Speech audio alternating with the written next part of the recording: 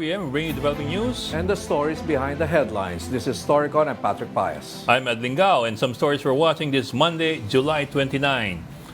The Solicitor General has filed a co-warrant of petition against suspended Bamban Mayor Alice Go.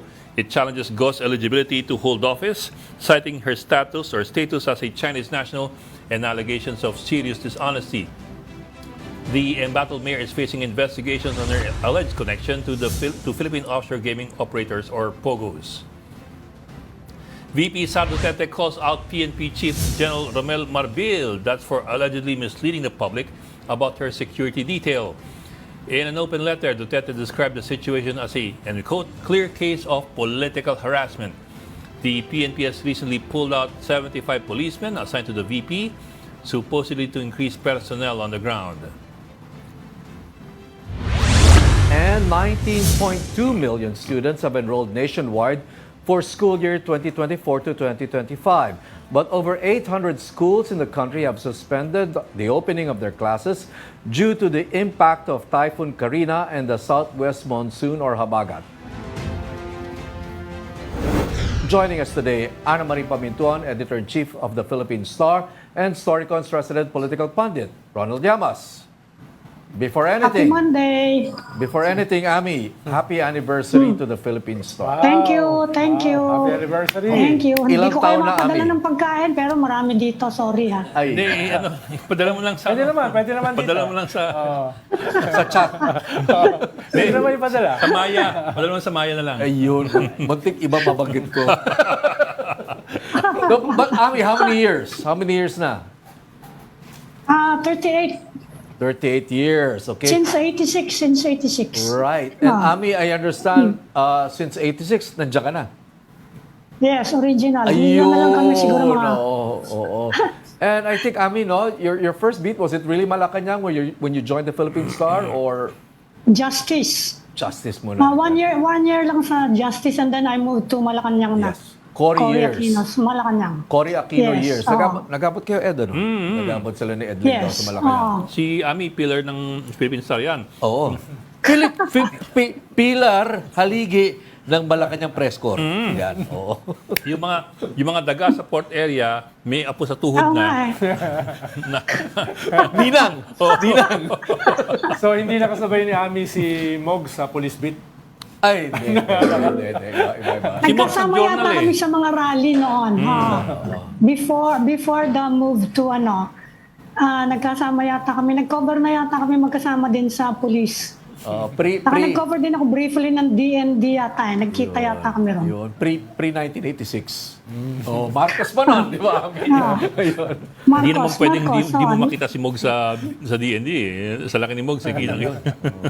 Nagko-cover kami ng mga rally noon ng mga rally noon. Yung ganong klaseng coverage. Ito yung mga rally pa against Marcos 1. Anti-Marcos. Oo, Anti-Marcos siya, no? Nagko-cover lang, ano? Pero Ami, no? nag-cover din ako ng Marcos presidency, actually. Yun. Okay. Inabutan mo pa yun? Yung last year niya. Last year. Yung last year, 1 year. Yung magulong ano. Estudyante pa kasi ako. Magulong time. Dapat sa, di ba? Ami has basically seen everything, no? Oo, seen everything. World War II lang, ang di siguro na cover na Si significant Makapagal, naabutan mo. Hindi na. Si Gloria makapag-aro Aray, na yan. Arroyo. Okay, before baka kung saan pa tayo mauwi, no? Ami, what's on the front page layout of the Philippine Star?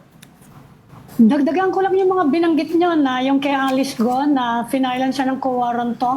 Hindi pa rin siya sumipot sa Senate investigation, ha? Ewan ko kung ano nagagawin sa kanya ng Senate. Ang sumipot doon si Mr. former Supranational. spokesman Harry Roque. Yan. Pero Ami, naliwanagan ka ba doon sa paliwanag niya doon sa kung Interest. sino may-ari ng bahay, kung saan may nahuling Dalawang illegal POGO operators. Cambodia na tatrabaho. Well, ang sabi niya, hindi siya. Ano bang tingin niyo?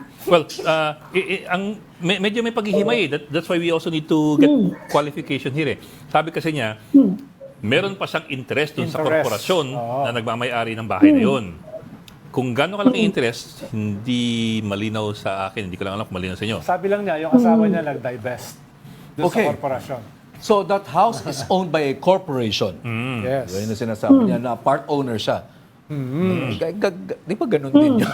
But it depends kasi on how much your interest is. Is it 1% or Kinuha niya yung 99%? majority, minority. Hindi naman niya binanggit kung anong percentage. So may ganun. So meron daw siyang interest doon but we don't know yet how much. And sabi rin niya, wala po sa akin ang posesyon ng bahay na yan. Dahil as of January this year, yan po ay pinapaupahan ng korporasyon. In other words, it's being leased out. Bugado ang sagot no?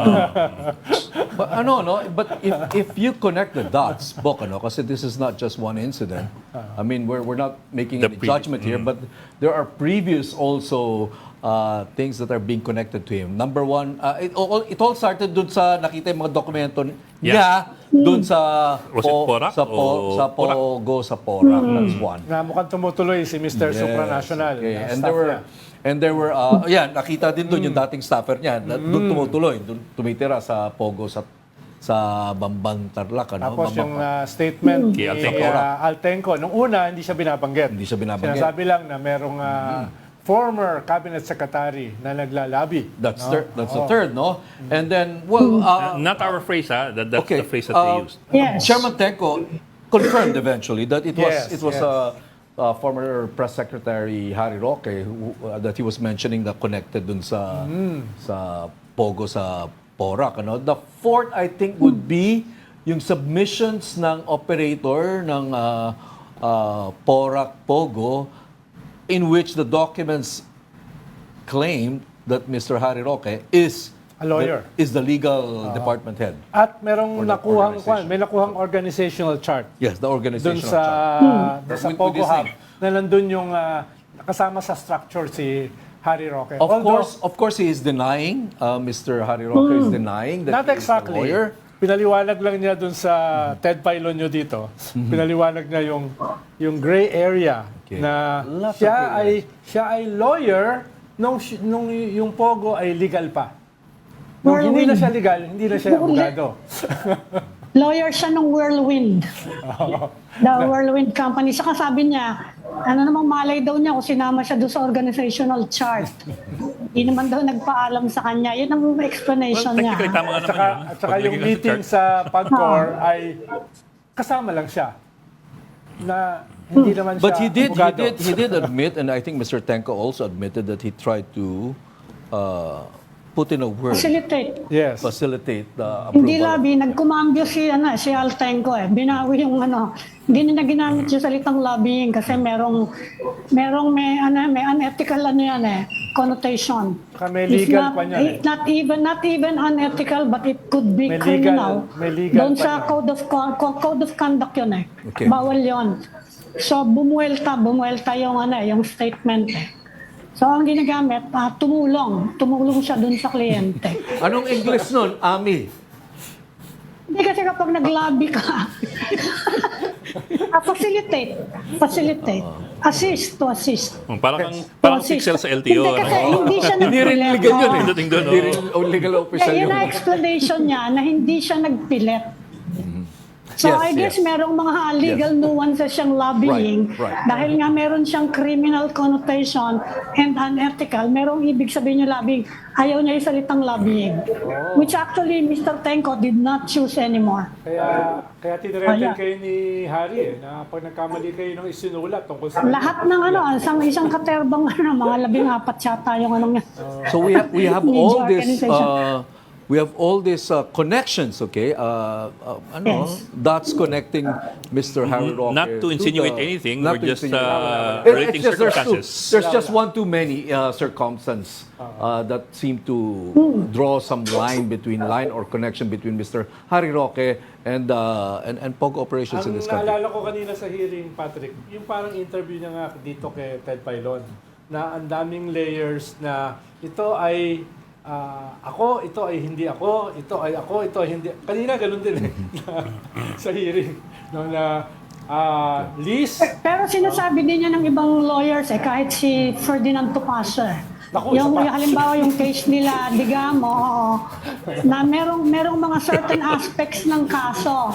May mga certain aspects ng kaso na kanya-kanya yung mga abogado. You might not even belong to the same legal law firm. Kasi may mga expertise din yung mga yan eh. Ang gulo-gulo niya, are you a lawyer? Sa mga ano. Ang kaibahan dito, Marami hindi na to, kong kamag-anak na abogado, kaya naintindihan ko. ang kaibahan dito, Ami, hindi na to usapin lang ng representation eh. Usapin ito ng ownership. Di ba? Inaamin niya na meron siyang interest, yung ginamit niya. Interest. So you're talking about the house now, no? Yes, the house, the company na nag-divest yung kanyang asawa, no, etc. etc. So does that make him a partner? Siguro tanong natin doon sa mga abogado at saka No matter how much shares you own in a corporation that owns a house, that would make you a partner, Yes, di ba? yes. Kaya nga ang ginamit ng term In that business. interest. Kung wala ko narinig interest, ano ibig sabihin nun? Baka ayaw rin niya yung word na partner. Parang yung word na lobby. I hope lang somebody bothered to find out kung how much yung interest eh. Kasi malaking kaibahan ng 1% depende sa laki yan versus 99. Yes. At kanina rin, may nakausap din akong abogado, Ami. Tinatanong ko rin kung ano yung mga legalities nung halimbawa, kung ito yung SALN mo, nung pumasok ka sa gobyerno, habang nasa gobyerno ka ay lumaki yung SALN mo at pag umalis ka sa gobyerno, lalong lumaki yung SALN mo nang wala masyadong paliwanag, yan pala ay pwede kang makasuhan ng graft. Oh, unexplained well. Kahit hindi ka na kahit hindi ka na legitimate business. kahit hindi ka na Unless official. meron kang legitimate business. Kasi alam ko na sabihin niya, he has a farm in Benguet eh. He has a strawberry farm in the strawberry fields. Saka dati na yung abogado. Alam ko bago yung pumasok sa meron na yung magagandang kotse. Talagang may ano siya. He had a robust legal practice before. Yeah, So depende yan eh. I think he had Yan ang the problema substantial, natin no? dito sa SALN, Yan ang problema natin sa SALN natin ngayon. Hindi natin makuha tayo, media. We cannot get it. Etong ombudsman nating magaling, hinahawakan under lock and key yung mga SALN. Pwede mo lang siya makuha pag yan ang- pumayag yung may-ari. Okay, Yeah, but Ami. it will be torturous to get that. Ami, Bok, Ronald, for more details on what happened in today's Senate investigation, we have Philippine Star correspondent. Tao mo, Ami, si Mark Jason sige. Kayabyab. Yes, Mark. Mark. Magandang Yes, hapon, Mark. hello, good afternoon po yan. Oh, Mark. Can Hi, you Mark. hear me? Mark, we can hear you. I'm okay. Yes. Parang choppy, no? Mark, can you hear us? Yes, I can hear you po. Okay. Pwede mo ba kami tulungan, Mark? Paano tilad-tila rin Anong itong anong paliwanag? itong testimony o itong Ownership. pagharap ni Harry sa Senado kanina dahil kami kasi hindi kami learned eh. Kaya medyo nahihirapan kami na Mahina kami sa math. at saka wala I kami think alam sa legalist. all on the same page po here in this aspect po. But I'll try and do my best to do what Choppy. on how Harry Roque, a lawyer, is moving. Teka, Mark. How- Mark, balik kami sa iyo, Choppy, Mark. Medyo choppy ka. Hindi ko malaman. Chinese ba ang ano? Choppy. Baka lalo kami maging hindi learned. Si Mark, balik natin niya. Okay, we will bring back Ayan, Mark nawala Jacob. mo Once we get a clearer signal from him, in the meantime, balikan natin. So, Pati pala si Mr. Supranational ay member ng company. okay. Inamin niya. No? Na may-ari ng house. Oo, na may-ari ng house. Yung Ibig may-ari sabihin, ng house. Magkasosyo sila ni Harry. So, hindi lang niya staff at saka travel companion. Business partner din niya. Business partner din. Oo. Ayan. Multi-talented. Okay. At saka nga pala, nakita mo ba yung ginawa ng PAGCOR na tinanggal na nila yung kanilang accounting firm at posibleng kasuhan nila yung accounting firm na ang trabaho ay i-account yung earnings ng mga POGO na nakaregister sa PAGCOR. What's the significance of that move? Well, dahil parang lumalabas dun sa nilabas ng PAGCOR na hindi niya nagagawa yung kanyang trabaho na i-audit yung mga POGO. No? Kaya hindi lang nila sinesante o tinanggal sa relasyon sa PAGCOR, kundi posibleng kasuhan nila. No? Okay. Is this because na let's say this is an auditing company, na under-report yung revenues or baka na Isa yun is this, dalawa lang naman yan, under or over yan di ba? So, which of the two? Mukhang under. Okay. Okay. And another thing, I understand, Ronald, that Mr. Harry Roque was not earlier said to be, dapat hindi daw atin ng hearing to, ng investigation. Meron daw siyang kasabay na hearing. Ayun. So, ano nangyari? At napapunta siya? Baka naisip niya na being absent ay mas hindi maganda for him. Dahil isang side lang yung maririnig niya. Pag-uusapan ka. Pag-uusapan ka. Diba? Ang wala sa kwarto, pag-uusapan. Lalo na, nandun yung kanyang dating staff, travel companion, at kasosyo. Yun. Tadalo. Oh, so he also attended the hearing? Yeah. Baka nandiyan na yung ano. Once, Mark? Mark, are you there? Yes po. Mark? Yes po. Hello, good afternoon. Oh, yan, malinaw na. Ayun eh. Better. Sige, Mark.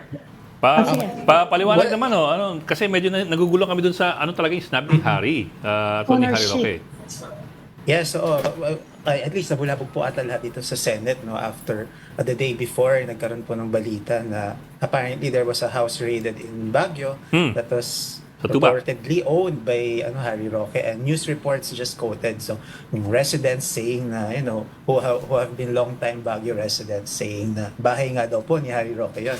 And in fact, the Bureau of Immigration did not even confirm. The Bureau of Immigration, which is one of the agencies who carried out the raid, did not even confirm yung ownership ni Harry Roque. So I think one of the highlights of today's hearing is that Harry Roque himself attending and giving details about his involvement of this house. Although medyo as a lawyer himself, he went us around with a lot of legalese, so to speak, sa pag-aari niya dito. Kasi on one hand, he did admit na tumira siya sa bahay na ito. He said he was a Baguio resident, and he used to live in that house, but not anymore. And now it's apparently leased by a company which he named, as I think there's little details as of that, PH2, which is just based on the phase 2, that is the address of that house. It is that company the house is leased to that company, and that company has I think linked to another company, Biancham Trading, another obscure company that's apparently linked to him and his wife, Attorney Myla Roque. And upon research, Biancham is Harry Roque's wife is a managing director of that company, and apparently the Roque family intends to buy into that company, Biancham. And now, of course, these are all business interests of the Roque family, and suddenly we have links to POGO because 2 POGO workers were apparently apprehended while living in that house. And during the hearing, Harry Roque defended, that there is no evidence that there's one Cambodian man who was supposed to be, according to PAOK, linked to POGO, and Harry Roque during the hearing said there was no link to POGO. And at the end of the hearing, Senator Rizon Tiveros has disclosed an informant saying that that person is not actually a Cambodian, but is actually a Chinese fugitive. So I guess this hearing did show a lot of expose a lot of things while managing to also extract information from Harry Roque. Mark, sorry, let me just break in. I'm a bit curious kasi you're saying that Harry said that the alleged Cambodian has no links to POGO. But at the same time, he's not in possession of the house. So how does he know these things? Kunin natin yung sinabi ni Mark. Una, sinabi ni Mark na doon nakatira si Harry Roque dati. Nasabing siya ay resident ng Baguio. Ikalawa, yung may company na nagli-lease ngayon ng bahay na yon na dati ay siya ang nakatira. No? Pero hindi malinaw kung sino may-ari nung bahay. Siya ba? Dahil ang sinabi kasi ni Mark, nagli-lease lang itong company na ito ngayon. At itong dalawang POGO, alleged POGO connected na mga tao ay dun nahuli. Can I jump in, Ronald? Mark, correct me if I'm wrong. I understand from your report a while ago that this company that now owns or controls this house, may interest doon si Mr. Harry Roque at kanyang misis. May isang company na link doon sa company na yon. So dalawang company yung binanggit ni Mark. Mark? Yes, that's actually what's all the more confusing about it. But I think the point all of it is there is a certain level of corporate layering. Okay. That is what Senator Rizal Tiveros observed during the hearing, na mukhang nagkaroon din ng corporate maneuvering to cover up whatever links Harry Roque is to any of these companies or to POGO itself. So, but this hearing is important for Secretary Roque to at least show his sense of his willingness to participate in the hearings and to deny his involvement. But at least as far as evidence is emerging, there is somehow at least an indirect link to POGO activities, especially with two people linked to POGO caught living in that house, because Harry Roque himself admitted that they have a contract of lease to live in. So basically, umuupa sila sa bahay na yon. Pero yung bahay na yon, hindi na niya pag-aari, kundi pag-aari ng isang korporasyon na link din naman sa kanya. So yan po yung Napag-usapan ba kung ilang porsyento yung interest ni Harry doon sa whatever corporation they're talking about? Yes, I think Harry Roque's wife, Myla Roque, is managing director of Biancham Trading. And Biancham Trading, which I tried to research about this company, it's probably it's a holdings company that also engages in trading. I look back to the transcript. It is a majority shareholder of the company which leases the house. So it's very difficult to understand. He just named PH2 as the company that owns the house, whose majority shareholder is Biancham, which is in turn linked to the wife. So it's all confusing as far as Mark, may iba bang binanggit? Because it's a company, no? May iba bang taong binanggit na kung sino pa yung ibang may-ari?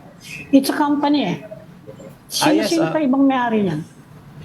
I think they show Miss Amy, of course, one prominent name that came up is a stockholder, si A.R. de la Serna, which is it was I think a beauty pageant model whose name was included. It was lumabas yung pangalan niya from the documents that emerged that were recovered in Lucky South 99. That's how all this hullabaloo came about. That how Harry Roque was linked because of the travel document that Harry Roque gave to this A.R. de la Serna, a former male pageant a model who apparently is an executive assistant of Harry Roque and a travel companion. So, and he was also invited during the hearing, during today's hearing, and it was also interesting how his involvement came about. Like, during the hearing, he mentioned that he admitted that he was studying pilot in Pampanga, and he was just living in that Lucky South POGO hub because Harry Roque referred him to an authorized representative of of Lucky South so that he could live for free in that POGO hub. So a lot of these things, a lot of details linking Harry to Lucky South, and it's not even just more than just legal. It's even just how it even happened that a certain person, A.R. de la Serna, is enjoying some privileges in a POGO hub itself. That's interesting. Mark, sinabi ba ni Mr. de la Serna how they met? Him and Harry. When Harry met Mr. Walang rhyme, When Harry met Mr. de la Serna. Yes. Kwento ba kung paano silang nagkakilala at paano na-impress? Harry is quite intelligent, no? Hindi yan basta-basta magtitiwala sa isang empleyado na kulang sa kakayahan. Kwento ba niya paano sila nagkakilala? I think Senator Rizal Tiveros has asked some questions that parang may ganun din pong direction to find out whether or not it was Harry Roque who referred him to, who served as his, parang facilitator para makatira siya sa POGO hub building na yon. Pero, A.R. de la Serna seems intent to, he denied that there was any involvement. He actually referred to another person that nakausap niya para makatira dun sa POGO building. Pero, that person was introduced to him by Harry Roque also. So, it also, I guess, without even saying it, paano confirmed then how the two came to know each other, especially when he worked for Harry Roque himself when he was in Malacanang. Mark, I understand you mentioned a while ago that the managing director of this company that owns the house is the wife of Mr. Harry Roque? Yes, at least that's what there was a Pag-ibig document, because I think Pag-ibig, Myla Roque was an official in Pag-ibig, and the information that in the his her CV that in the Pag-ibig profile is that she is a managing director of Bianca. Mark, But interestingly, it's not mentioned during the hearing. But yeah. Oh, Mark, sa next hearing ba sa Senate, ipapakuha ba nila itong mga papeles para malinawan, halimbawa yung tanong ni Ed na ano ba yung porsyento ng ibig sabihin ng interest, no? Well, managing director yung... yeah. So I wanted to follow that up, Mark. If division sa mga stocks, mga ganyan. if as managing Yes. director, I don't know if you're familiar with this. As managing director, is it not wrong or correct to assume that the interest would be substantial? Yes. Of course. I think we only came to know about this company during the hearing, but upon researching later on, it seems like there was somehow an attempt to hide his involvement in this company by downplaying it. At least he just mentioned that he has a minimal share, he has a nominal share in whatever company, but upon looking it up, apparently he has an important share in this company that, in fact, it's turning out to be has a house that leased that house to two POGO workers. So that itself is a glaring link that maybe it's difficult to, at least the senators are finding it difficult to turn a blind eye to, because that is itself a glaring link already. Bok, balikan ko lang si De La Serna. Tama ba? Did I understand you right? Si De La Serna also has some interest in that house in Benguet? The company. In the company Yes. that owns the house. In Is that the correct? company. I asked it kasi my understanding also was De La Serna nakikitira sa POGO Hub. But di lang siya tumira. Bago yun, Bok, malayo sa eskwela. Ibig sabihin, if you have the means to to have some sort of interest in a corporation that can In a own a company. house. Yes, Libre yes. daw eh. Libre Yes, daw that's- sa POGO Hub eh. I'm just Right. fishing around for Yes, more yes. details. Yes, Yung ba yung napag-usapan doon sa hearing na Yes, bakit yes. ganun kung ganun? Alam mo yun? Yeah, during the hearing, it was quite an overload of corporate structure, you know. Yeah. Yun lang. And one aspect of that corporate structure is to look into the incorporators of Biancham, Biancham. what I mentioned. One of the incorporators is AR de la Serna. So how come suddenly a stockholder, when the stockholder is AR de la Serna and the incorporators are the Roques. So it's interesting how, how this person came from out of nowhere, suddenly become a stockholder of a company linked to the Roque. So I think more questions need to be answered at the Okay. end of the Mark? hearing, and hopefully can still be answered in the Mark, next hearing. I wonder if the Senate investigation or the hearing a while ago, did they find out more about the two POGO operators who were arrested in this house in Benguet? Is there something we know of them more? Yes. Why were they arrested? What operations or what activities are they involved in? I think based on what the Bureau of Immigration mentioned a while ago, and a representative also attended the hearing, and he said that it was a PAOK operation based on information that there are two Chinese nationals living in that house who was linked to Lucky South of all these raided POGOs. And initially the information was that there was only one Chinese national, a woman, who was actually, and the Cambodian, the man first reported to be a Cambodian is her partner. So at the end of the hearing, Senator Ontiveros mentioned that she has information that the Cambodian man actually is a Chinese fugitive also. So which leaves more questions already, like how did a Chinese fugitive end up living in a house that was formerly owned by Harry Roque? Not only that, Mark, may this umattend two bang Chinese... taga-PAOK? May umattend bang taga-PAOK? Kasi kung ganyan na they raided and they apprehended the two persons, ibig sabihin, may kaso yan, di ba? Fugitive. And kung sino man na nagtatago sa taong may kaso, could be harboring. Well, we don't know if he's a fugitive here, but they are fugitives apparently in China. Meron bang ganung pinatutunguhan yung investigation ng PAOK if they showed up at the Senate kanina? Binanggit ba yun? Yes, ma'am. I think they did attend, but I don't recall a representative talking. Yung Bureau of Immigration po, ma'am, yung nagsalita about the information, about the operation, which apparently they were the lead agency here.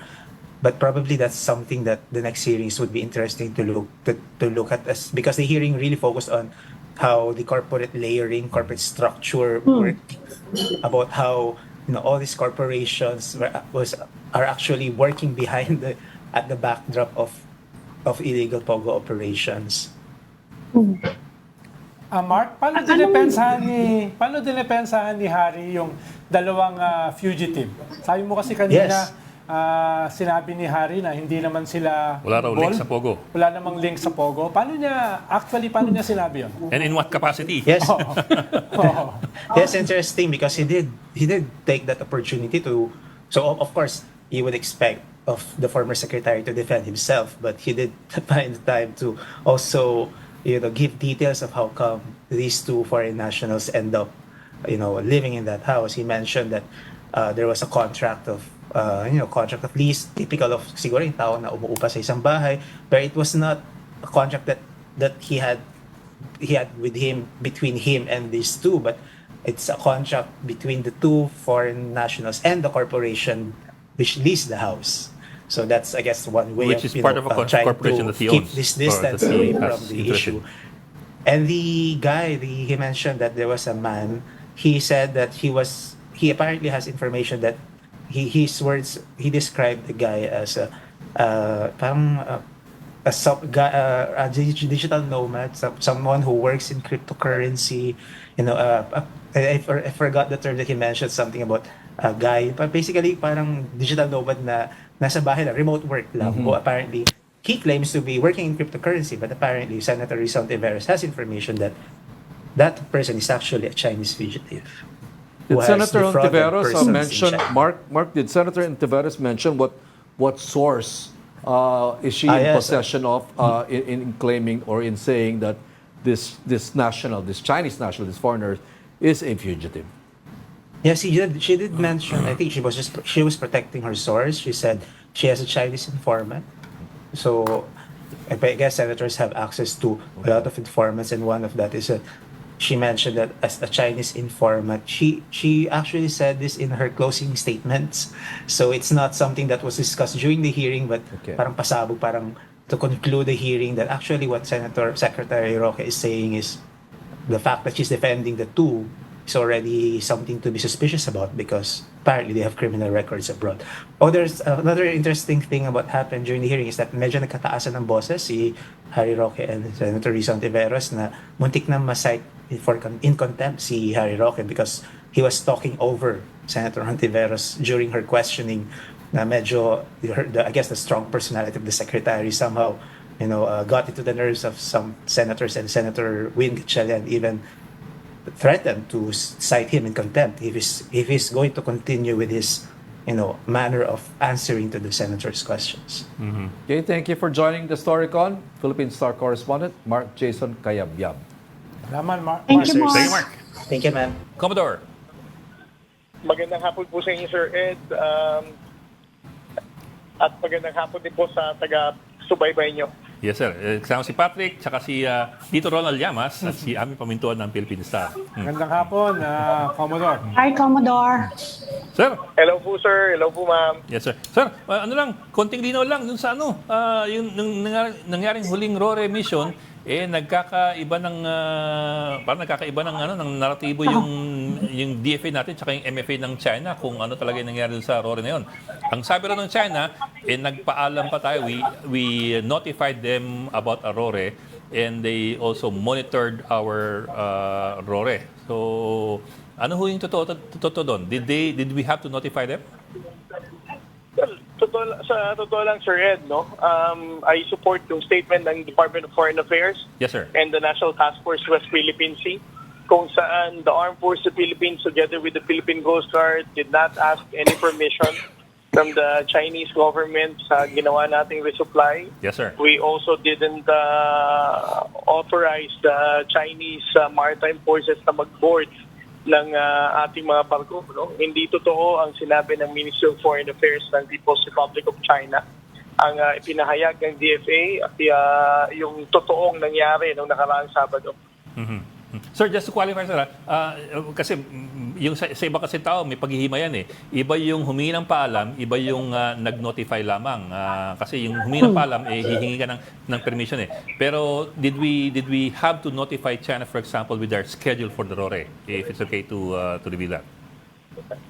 But, Sir Ed, we did not notify, we Okay. did not inform them, we did not ask permission. As I said, no, ang resupply operation natin sa Ayungin ay isang routine and legitimate operation ng Armed Forces of the Philippines. Okay, that's clear. Commodore, meron bang pagkakataon na hindi naman talaga notify, pero binlast natin sa mas malawak na madla yung ating schedule? Not notify China, not ask permission, pero pinaalam natin sa, halimbawa, sa isang maritime community na meron tayong gagawin na resupply. Well, as far as I can recall, sir, no, there's an instance, no, na gumamit tayo ng notice to all mariners, no. Ayun. But for this administration, hindi naman natin to ginawa, especially under General Eduardo Año as the National Security Advisor. Okay, so not even that, Commodore. Is the U.S., I'm just wondering, Commodore, no, is the United States or their representative here or even there, are they in the loop when it comes to these RORE missions? Well, I'm not really sure, no. For the Philippine Coast Guard, we're just there to support the resupply mission of the Armed Forces of the Philippines. With regard to coordination with our allies, I think the Armed Forces of the Philippines or even the Department of National Defense is in the proper authority to respond to this question. This latest RORE mission, Commodore, was this undertaken by the Coast Guard or was it the Navy? For this particular resupply mission that was completed last Saturday, we once again used itong resupply boat, the motor vessel Lapu-Lapu, and then it was escorted by MRB 4411, BRP Cape Engaño.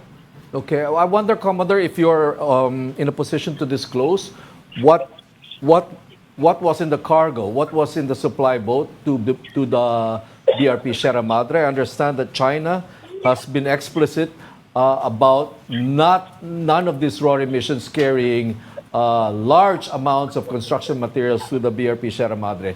So may ganun po ba?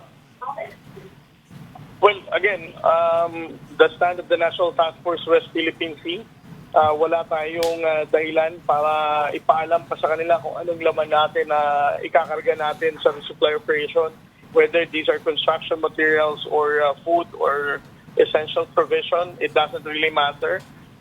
Para sa atin, we have all the legitimate rights to carry out the resupply. But if you're going to ask me kung ano talaga ang naging laman ng resupply natin sa Ayungin this Saturday, again, this for the Armed Forces of the Philippines and for the Department of National Defense to respond. Pero Commodore? in fact, Commodore, ang sabi ng Chinese Foreign Ministry, verify nga actually daw nila yung laman and okay lang naman daw yung laman nung resupply. Kaya pinabayaan. Saan ang galing yun? Again, yes ma'am, again, this is a lie, no?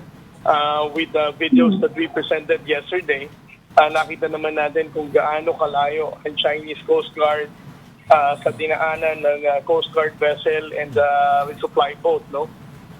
They do not have any opportunity na makaakyat or mag-inspect. No? And then at the same time, we're not going to allow them to do those kind of activities. Commodore? Pero it's significant na hindi nila hinarang, ano? Hindi nila hinarang. And in fact, kanina sinabi ninyo, yung monster ship ng China, malapit doon pero hindi rin lumapit. So, ang tinatanong ngayon ng mga tao, bakit nag-iba ngayon ang behavior ng China? Is it arising from the kung ano man yung napag-usapan ng two countries recently? At saka ano ba exactly yung arrangement? Kasi ang sinasabi natin, wala namang notification. Ang sinasabi nila, they were notified. Actually, somehow, they were notified. Ano ba exactly talaga? Medyo naguguluhan kami. Kaugnay doon sa tanong ni Ami, Commodore, dahil guest namin si Yusek Malaya rito last week. At sabi ni Yusek Malaya, he is not at liberty para i-announce kung ano yung napag-usapan. Ang problema, Commodore, ay dahil hindi public yung napag-usapan, ini-spin ng China according to their terms. Kailan nyo ba balak gawing public yung napag-usapan? Para mawala itong mga conspiracy na ito, mawala itong mga misunderstanding na ito, mawala itong spin na ginagawa ng China? Well, una sa lahat, sir, no? Ang desisyon na isa publiko ang naging usapan ng Department of Foreign Affairs and the Ministry of Foreign Affairs ng People's Republic of China is not on our part to decide. I believe it reaches the highest level of the government, no, whether that would be publicized or not. But to respond to the earlier question, ma'am, no, kung what did we give in para magkaroon ng ganitong compromise, I think we never gave anything sa China, no. We just came out, both countries came out to realization na magkaroon ng mas maayos, mapayapak na resupply operation sa Ayungin Shoal. We, on our part, as I said, as what the DFA has explained, no, hindi tayo naghingi ng paalam, hindi natin tayo naghingi ng permiso, hindi natin sila pinayagan na silipin or burat natin ang supply natin. As far as the DFA is concerned, for the provisional understanding that they came out, ay wala itong naging clause kung saan it undermined or prejudicial to our own national interests. Pero sir, ano yung, sorry, alam ko pa ulit-ulit yung tanong, pero sa huli kasi, sabi nga niya, nagtataka lahat, ang ganda ng Roque this time, compared to the last time, yung June 17 or July 17, June 17, something must have changed or something must have been significant dun sa provisional arrangement na ginawa ng dalawa for something like this to happen. Hindi naman siguro isang umaga, nagising lang yung China, nagka-epiphany. Hindi na kami manggugulo. Bumukas yung mga ulap. No. Well, we can just interpret this na most likely it's not just the Philippines or even the People's Republic of China realize na mas nakakapagod na, mas tensionado, for us to move forward dito sa issue ng West Philippine Sea. Mas maayos na hayaan na lang siguro yung supply. But again, that's speculative, no? We don't know what the PRC is thinking, why they allowed the Philippine government to complete our supply operation without so much intervention from the Chinese Coast Guard. Commodore, part nung speculation, sinabi kasi ni Ray Powell last week na possibly isa sa dahilan kung bakit lumambot ang China ay dahil tinatamaan na sila nung transparency, nung success ng transparency strategy. Assertive transparency strategy na nakikita ng buong mundo yung kanilang aggression at yung injustice ng kanilang ginagawa sa atin. Anong tingin nyo? May ganun bang variable or factor katulad ng sinasabi ni Ray Powell kaya lumambot ang China? Well, sir, no, I've always been supporter of the transparency initiative of the National Task Force West Philippine Sea. If that could be the reason kung bakit nagkaganyan ng China, that we can also speculate the same thing, no? The mere fact that for more than a year, we have already exposed Chinese aggression, bullying tactics, at alam natin na mas maraming bansa ang tumitindig ngayon, sumusuporta sa atin, especially for our deepening security cooperation with other European Union and even those non-traditional security allies natin, ay nagbigay na rin ng criticism and condemnation sa pagkilos ng China. So we can say na there is really a significant impact on the part of the People's Republic of China. Why this time around, they have allowed na magkaroon tayo ng pag-uusap and then eventually have a provisional understanding na magkakaroon ng mapayapang pag-resupply dito sa Ayungin Shoal. Commodore Tariela, it would seem like the June 17 incident was a turning point in this. going back to that incident, how close were we into actually seeing an escalation or seeing this clash or this incident turning into something really ugly? Well, I could say na mataas talaga ang possibility sana ng isang yung level of aggression last June 17 was really high, no? But we have to recognize ang professionalism and temper of our Navy SEALs who were there, na despite of the aggression ng Chinese Coast Guard, nobody among those professional soldiers attempted to use a weapon na mas magpapataas or mag-escalate ng tension. So I would say mataas ang tension noon, but the Armed Forces of the Philippines, especially those Navy SEALs that were deployed during that time, have understood kung ano man ang magiging tamang response nila, no, to counter such level of aggression. Okay, maraming salamat.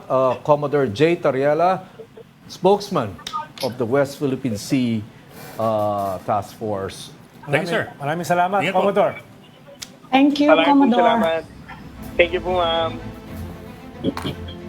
Well, malinaw sinabi ni Commodore J. Terrera, hindi rin nagpaalam at hindi rin nagpa-inspeksyon. Pero yun nga yung problema, hanggat di lumalabas talaga yung kapag-usapan. So, ano yung pagkasunduan? Talagang i-spin yan ng kabilang side na humingi ng permiso, no? Hindi pinaya at walang construction materials, etc. Yung terms nila. Pero hindi natin alam kung ano yung napag-usapan eh. No? Although, Undersecretary Jonathan Malayas, we had him here last week, yeah. and he was saying na give a chance to this thing to work, and then maybe they will announce the details Yeah. of the provisional arrangement. So siguro, Baka naman face saving din sa China, no? Kasi And that's what hindi it's naman also din saying. sabihin sa mga tao nila na pumayag na kami na hindi na namin naharangin yung mga Pilipino. Hindi maganda dating din nun sa, especially sa military nila. So baka ganun na, kaya tignan na lang kung ano mangyayari. pero practically, Wala na nang gaganon ng mga itak ng mga Chinese. So, hindi maganda, di ba? Pero practically, Ami, dahil sinasagot na natin yung claims ng China, lumalabas na kung ano yung napag-usapan. No? Di ba? dinay pa naman, Ronald, di ba? Hindi kami hihingi ng permiso. Puro hula-hula, at least hula pa lang tayo. We phrased that question in so many ways. Diba? Yeah. Sabi nga ni Ed, baka naman hindi nagpaalam pero nag-announce. FYI. Nag-announce. Hindi rin daw, wala rin daw ganun. So, Wala eh. May mahalagang sinabi. In-announce namin dun sa mga mariners. Yun yung sinasabi ko kanina. Pero hindi daw ginawa yun eh. Meron Hindi ba daw nila tayong ginawa yun. Meron ba tayong in-announce sa Blanket buong mundo na gano'n, no? Although sabi niya, they haven't done this For this. They For did this, do for this. this. They did do in it this daw. administration. So wala talaga. No matter how we phrase that Wala. question, no matter how we pressed him, parang sinasabi hindi. Anyway, Sige, we're ipipan over nila time na. right now. Thanks for joining the Storycon. Ami Pamintuan, Editor-in-Chief of the Philippine Star, celebrating its Anniversary, 36. Anniversary. 38th Anniversary. Thank happy you. anniversary. Oh, yung pansit yan, ha? Thank you. And thank you, Ronald Llamas, our resident political pundit. 38th anniversary, di ba? Oh, 38. Nabuhasan pa. Okay, just again tomorrow at 4 p.m. for the Storycon. I'm Ed Lingao. I'm Patrick Pius. We are One News. All sides, all the time. This is the Story Conference Group or the Storycon Group.